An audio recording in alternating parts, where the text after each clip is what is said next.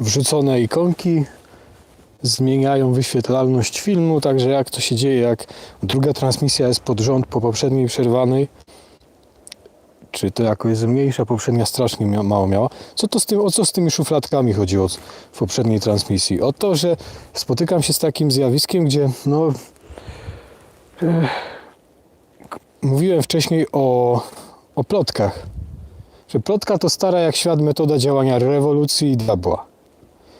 Bo bardzo łatwo jest rzucić na kogoś podejrzenie, bo to jest, zauważcie, czasem jesteście w środowisku i wszyscy się dziwnie patrzą, a nawet jak tobie ktoś coś opowie, ktoś kogo, nie wiem, uważasz za autorytet, o kimś powie coś, uważaj na niego, on takie głupoty gada, nawet nie skrytykujesz go wprost, tylko tak powiesz o nim, to już później to uprzedza cię do tej osoby. Dlatego bardzo łatwo jest kogoś zniszczyć takim zwykłym, nawet małym. Najgorsze jest takie grzeczne chamstwo, kiedy ktoś jest ładnie, pięknie, ale tak stopniowo tą szpileczkę wbija, stopniowo podchodzi od tyłu ładnie, pięknie, ja cię kocham i pras w plecy. A jak ktoś wrzaśnie, to tego, co wrzasnął, wszyscy atakują. Jak możesz być taki agresywny? Ty nic nie rozumiesz. Ty tylko o mszę chodzi. A skąd pomysł? I przypisuje się już człowiekowi, ludzie właśnie w takie szufladki wrzucają. Tak, bo narracje i fakty to jest, narracje nie tylko i mity, takie plotki, to jest właśnie to, że ludzie tworzą szufladki. Oni nie słuchają. Im autorytet ich powiedział, że jeżeli ktoś nie jest z nami, no to na pewno albo traktuje, jemu tylko on przechodzi, to znaczy, że jest obojętny, że jest rekonstruktorem historycznym, że nic nie rozumie, że od razu jest rewolucjonistą i współpracownikiem Bergoglio i Buminiego. W tym sporze tak jest. I już ludzie... I spotykam się z tym, ja coś mówię, a oni nie słuchają w ogóle, co się do nich mówi, tylko od razu Bergoglio, ty nic nie rozumiesz, tu nie chodzi tylko o mszę. A zaraz, do czego ty to, chłopie, mówisz? A gdzie ja mówię, że chodzi tylko o mszę? Wręcz przeciwnie, właśnie mówię o czymś więcej. To właśnie dlatego się ci indultowcy stroszni nie zgodzili z Bractwem Świętego Piusa X, bo im nie o mszę tylko chodziło, tylko właśnie o sprawy doktrynalne, dyscyplinarne i doktrynalne, bo właśnie im sumienie, ich wiara i tradycja nie pozwalała wypowiedzieć posłuszeństwa papieżowi w sprawie święceń. Tak samo nie pozwalała im wysyłać do wiernych komunikatu, bo to nie jest kompetencja wiernych, po to oni mają hierarchów, żeby się tam kłócili, rozstrzygali, jaki jest wewnętrzny kształt obrzędu. Wierni mają chodzić w niedzielę na mszę i nie dyskutować, jak im katechizm mówi, a nie w dywagację wchodzić. No i oto, a wy twardo, wy nie rozumiecie, o co chodzi, wy tylko o mszę chodzi. Przecież to jest oszczerstwo. Wy powierzchownie, rekonstruktorzy historyczni, przecież o was tak mówili, tak samo. Ci moderniści, o całej tej grupie, I teraz wy mówicie, nie, to nie my jesteśmy rekonstruktorami, to oni. I rzucacie taką plotkę, taką szufladkę tworzycie, że wszyscy, co się z nami nie zgadzają, czy to, co tam w ogóle bronią, krytykują twierdzenie, że nowa msza prowadzi do protestantyzmu, a więc do potępienia, to oni na pewno są modernistami, rewolucjonistami, tylko o mszę chodzi. No to jest właśnie, bo wy nie słuchacie, co się do was mówi, tylko wrzucacie w taką szufladę. Na podstawie plotki waszego, wy wierzycie wyjściowo tym, którzy oskarżają, tak jak w tytule książki, oskarżam sobór, podczas gdy my mamy wyjściowo bronić. A nie wierzycie, tak działa plotka, bo to wynika z ludzkiej natury pogrzechowej, upadłej, kiedy człowiek w raju uwierzył szatanowi, który przed... A na pewno jest tak, jak Pan Bóg powiedział? I wy już wyjściowo podejrzenia budzicie do tych, którzy próbują bronić po pierwsze aktów Kościoła, bo nam tak tradycja mówi, że kto by twierdził, że one są podnietą do bezbożności, niech będzie wyklęty. I dlatego w sumieniu im nie wolno tak krytykować kształt mszy, nowego obrzędu, tak. Ale choćby był w 99% podobny do protestantyzmu, to nie znaczy, że jest sprzeczny z wiarą. Sami nie powiecie, że jest wprost heretycki, tylko takie prowadzi, uczyni obiektywnie. To są takie dalekie kategorie rozmyte, wysoce spekulatywne i wierny nie jest w stanie tego, bo nie ma kompetencji, nie jest w stanie tego ocenić, nie jest w stanie sprawdzić, porównać tych tekstów soboru zawiłych różnych, a więc zamiast wierzyć wyjściowo Kościołowi, który te akty dał, wierzy wyjściowo komuś, kto akty tego Kościoła podważa, czyli między innymi niektórym tam grupom sedewakantystom, sedeprawacjonistom, i tam między innymi lefebrystom, tak. Nie, że od razu nie, lefebryści to nie jest wyrażenie obraźliwe. Tak jak orioniści to jest nazwa zakonu od nazwy założyciela. Orione, takie nazwisko miał, tak? To nie jest nazwa obraźliwa. Że to, bo od nazwy boiści. No mamy takie nazwy i nie są obraźliwe. To jest przejaw takiego przewrażliwienia. I z takim też się przewrażliwieniem spotykam i też z tą metodą, o której mówiłem, działa rzucania podejrzenia, rzucania plotki, rzucania takiego próby zdyskredytowania emocjonalnego ze strony tych, którzy tak dużo mówią o rozumie, którzy zarzucają charyzmatykom, zresztą słusznie, przesadne podkreślanie emocji, ale sami, krytykując emocje u innych, nie widzą, że wpadają w inny rodzaj emocji, w taki, który im odpowiada. Jak tylko ten rodzaj emocji sobie kojarzą z faktami, z rozumem, z obiektywnością, z tradycją. Nie, to też jest pewien rodzaj emocji, bazowanie na wyjściowym takim tego gościa to się już nie da słuchać, nie słuchajcie go, w ogóle on głupoty gada. Dziwne, że z tego samego środowiska, póki nie krytykowałem, to wielu mówiło, o jak wspaniale, pan to mógł być lektorem, a później na odwrót. Jak się tego dobrze słucha. No to widzę, że ja mówię dokładnie o tym samym, kiedy mówiłem w kontekście tego samego zjawiska, tak? Czyli łamania 8 przykazania wobec tych, którzy chodzą bez masek, czyli zgodnie z dotychczasową normą, to i pokazywałem ten sam mechanizm rzucania oskarżeniami na ludzi za to, że się zachowują zgodnie z dotychczasową normą. I tak samo jak kiedyś broniłem właśnie tradycji i mszy wszechczasów przed tymi, którzy mówili, że to już jest przestarzałe, to są rekonstruktorzy historyczni, trzeba iść z duchem czasu. I przecież w takim twierdzeniu kryło się fałszywe oskarżenie wobec tych, którzy bronili właśnie tradidi quod accepi, tak? Tego, co otrzymali, czyli mszy wszechczasów. Kryło się takie zawoalowane oskarżenie wobec nich, że to oni już powierzchownie to traktują, już nie przeżywają, już trzeba zmienić, bo już tego nie rozumieją. No i to jest ciekawe, że teraz środowiska, które atakują indultowców, właśnie tych, którzy zostają przy mszy tradycyjnej, atakują im tym samym zarzutem. To nie my jesteśmy rekonstruktorami, to nie my nie rozumiemy, to oni nie rozumieją, to im tylko chodzi o mszę. Nie mówcie mi, my tak nie mówimy, wcale tak nie mówimy. Mówicie tak. Tylko mówicie w jednym miejscu tak, w drugim miejscu inaczej. Ja to wiele razy słyszałem i mi w sumienie nie pozwala przyłączyć się do tej krytyki i tylko dlatego to mówię. Kościół jest jeden i koniec.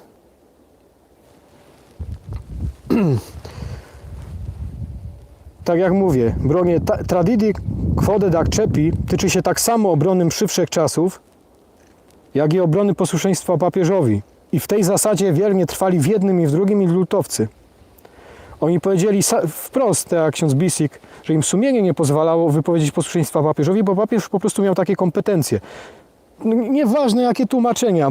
Papież, tak jak zakon jezuitów mógł zamknąć i Ignacy Loyola i tradycy ojcowie Kościoła, różni tam święci, dobrze to rozumieli, kiedy byli gotowi zamknąć swoje dzieła, jak tylko papież zechce.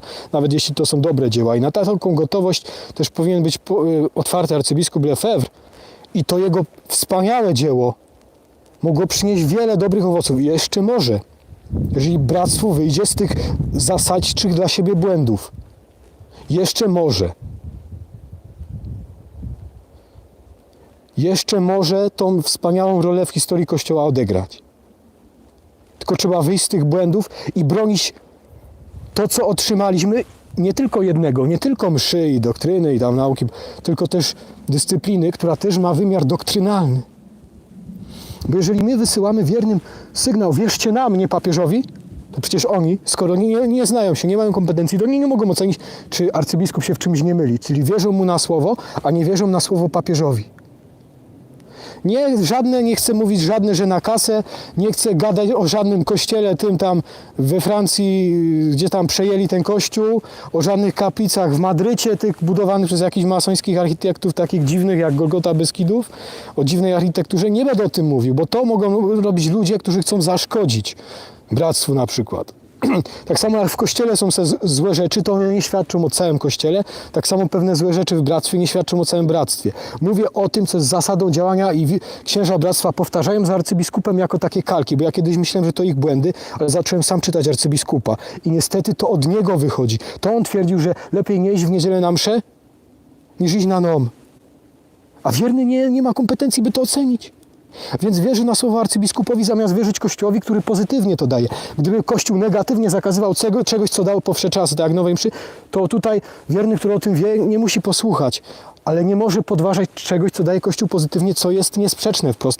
Nawet krótka analiza krytyczna, którą dobrze przeczytałem, przeanalizowałem, ona stwierdza błędność pewnych mechanizmów, które ja też widzę jako badacz kultury, badacz rytuałów. Ja wiem, że to była rewolucja, proces wprowadzania tego było czymś złym. Było czymś złym i sam ten kształt i trzeba wrócić do mszy tradycyjnej. Tylko że powrót taki nagły to by było powrót do treści tradycyjnej za pomocą rewolucyjnej metodyczki Machiavellizm. Bo ludzie by zobaczyli, że to dzisiaj mamy nową mszę dla nich, oni się w tym wychowali, to otrzymali od Kościoła i ktoś nagle zmienia. To jak? Oni sobie tak mogą zmieniać? To nie jest święte? Czyli nauczymy ludzi rewolucyjnej metody, żeby bronić tradycyjnej treści. To jest makiawelizm, to jest sprzeczne z tradycją łacińską, naszą kulturą, z jakąś... To jest zasada celu święca środki. Nie można tak. Nie można robić źle, żeby osiągnąć dobry cel. Dlatego droga równoległości tych form i nie odrzucania od razu, tak, nie odciągania ludzi od parafii jest najlepsza. I wtedy można stopniowo... Człowiek, tak jest natura ludzka skonstruowana we wszystkich kulturach. Po prostu tak Pan Bóg ją stworzył. Tak Pan Bóg stworzył naszą naturę, że my, żeby uznawać jakiś rytuał, jakiś zespół zasad za ważny, za mocny, za prawdziwy, musimy... Tak większość kultur działa. I tak kultura chrześcijańska, która jest ich doskonałym wypełnieniem wszystkich. Kultura katolicka, Rzym, Christianitas działa. Też tak działała. Musimy widzieć, że to jest coś, co nas przekracza. Coś, co nam dane przez poprzednie pokolenia. To nie jest coś, co sobie możemy przyjść i zmienić. Tak jak wtedy rewolucję przeprowadzano w latach tam już w XX wieku. To sobie zmienimy sobie mszę, bo to już aggiornamento. Pierwszy, kto krytykuje to aggiornamento.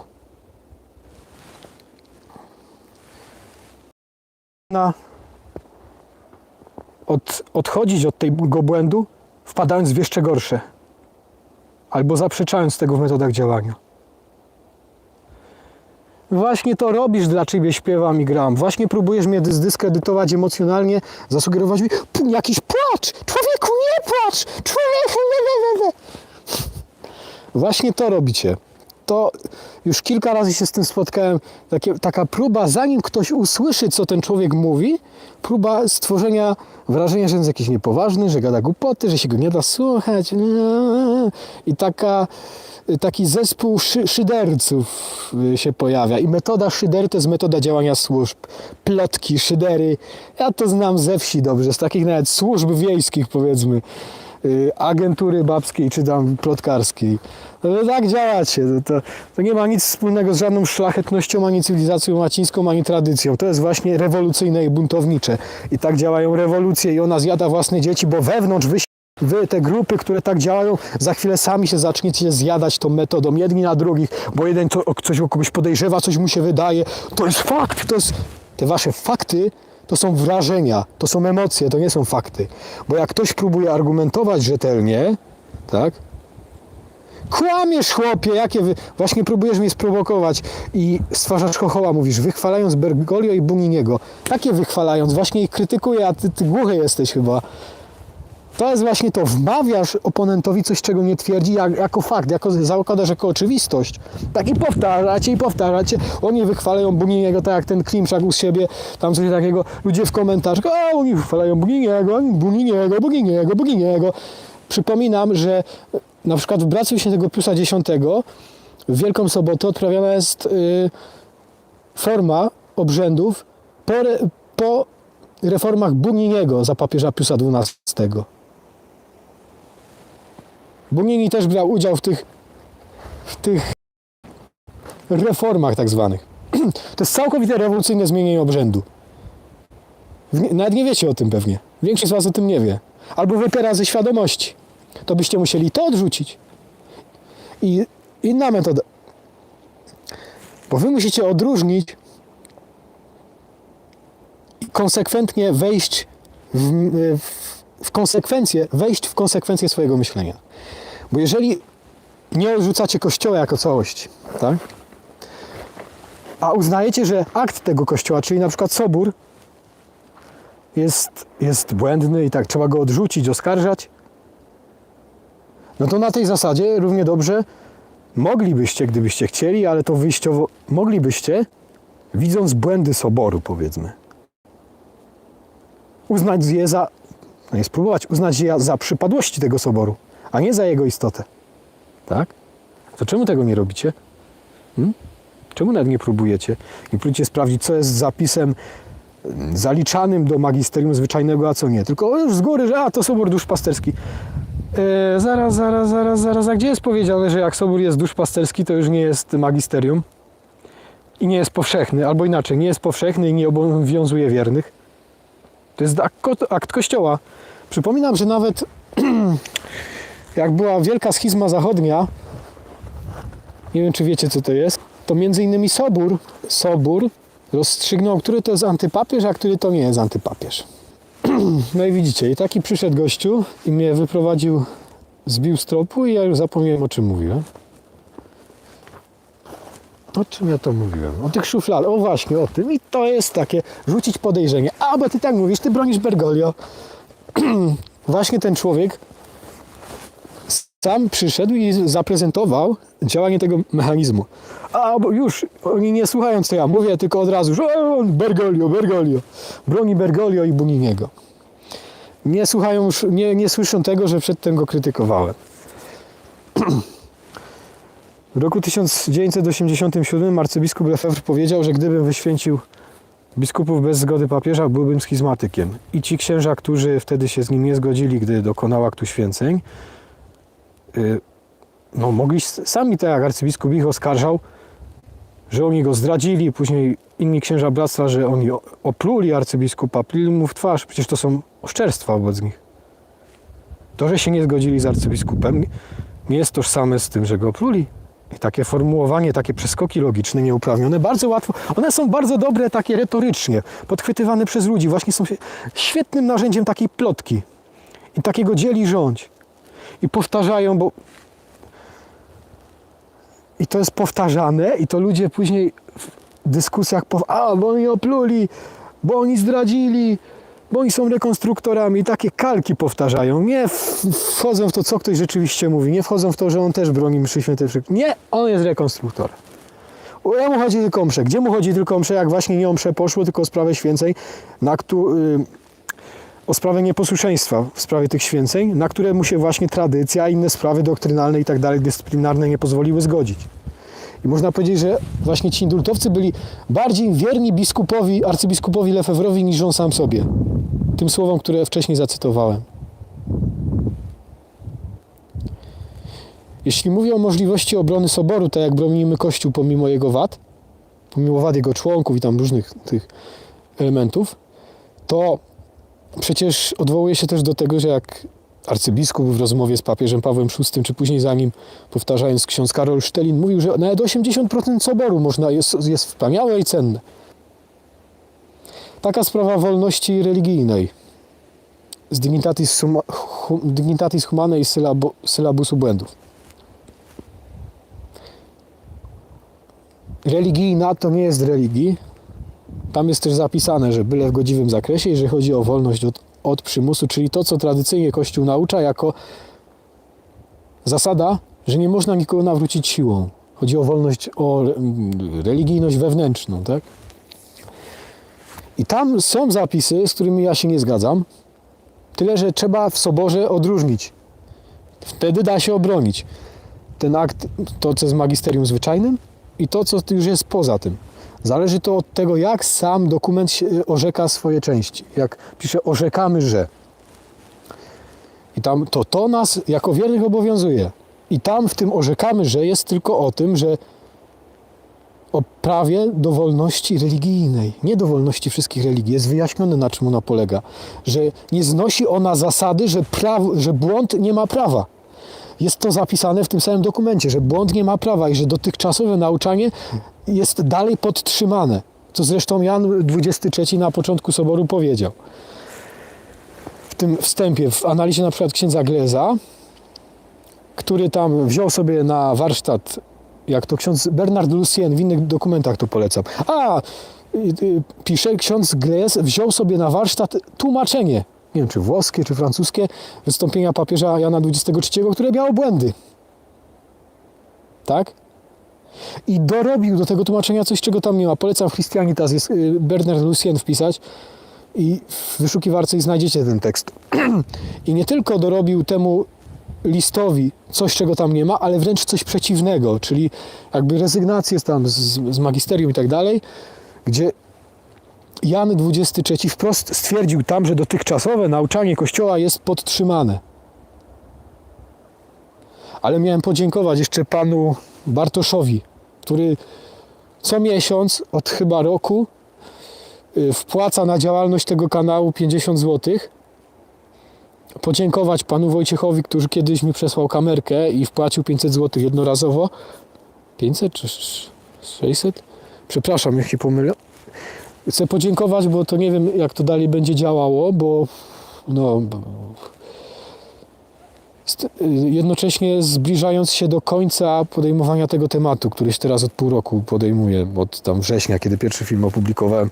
Nie, już nawet w maju jest taki film, tam gra na pianinie, Fakty sprzeczne z prawdą. To był początek tego tematu, tam jest też nawiązanie do obrona właśnie krytyka aggiornamento, krytyka rewolucji, w tym liturgicznej, obrona mszy wszechczasów, ale też krytyka tych, którzy innych obrońców mszy wszechczasów i tradycji, i doktryny oskarżają o to, że opluwają arcybiskupa, która się pojawiła w jednym z wykładów na przełomie maja i czerwca poprzedniego roku. Fakty sprzeczne z prawdą, playlista Demagogia, fałszy i 8 przykazanie. Jutro będzie następny film, jutro i cała seria na tej playliście, także śledźcie to. Zapraszam, słońce zachodzi powoli. Także widzę, że dużo tutaj jest ludzi. Na poprzedniej transmisji było prawie 0 ludziów.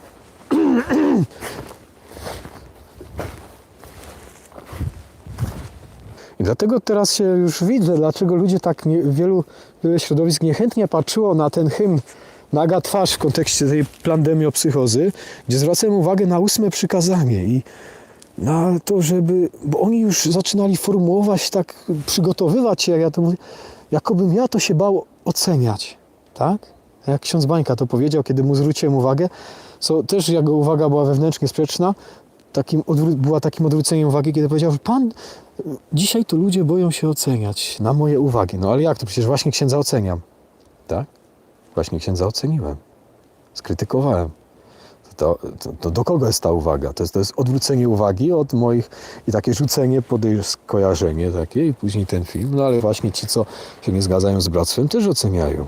I to nie jest tak, że się z wszystkim, z większością się zazwyczaj zgadzają, bo gdyby się nie zgadzali, nie interesowali, to by nie uważali za cenne tego wszystkiego, co Bractwo Piusa robi w większości, bo tak uważam, to by się tak tym nie zajmowali.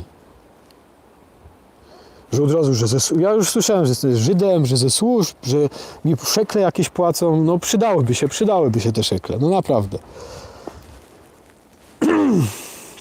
Przydałyby się. Chodzę po polu, bo nie muszę przez ten czas palić w piecu. Bo węgiel drogi jak pieron. Nie no, coś tam dorzuciłem, żeby się tliło, żeby nie wygasło. A jak se chodzę po polu, przebiegnę se 100 metrów pod górkę, to mi później ciepło przez 5 minut. Później znowu se przebiegnę. Także dziękuję wszystkim za śledzenie kanału. Zapraszam do śledzenia materiałów. Opublikowałem też na karcie społeczności wcześniej tekst, całą analizę. Tam jest 260 stron, to jest 3 rozdział z książki Katologika, która stanowi pewną całość, gdzie już te mechanizmy efektu kostki rosołowej, fałszywych alternatyw na przykładzie modernizmu i postmodernizmu, Platformy i PiS-u, którzy tutaj kłócą się, a dlatego się kłócą i skłócają społeczeństwo i wciągają w tą kłótnię, że się kłócą się, a się zgadzają. I przyczyną ich kłótni jest zgoda co do błędnej metody, takiej rewolucyjnej. Bateria rozładowana, telefon wyłączy się za 30 sekund. Dobrze, dobrze.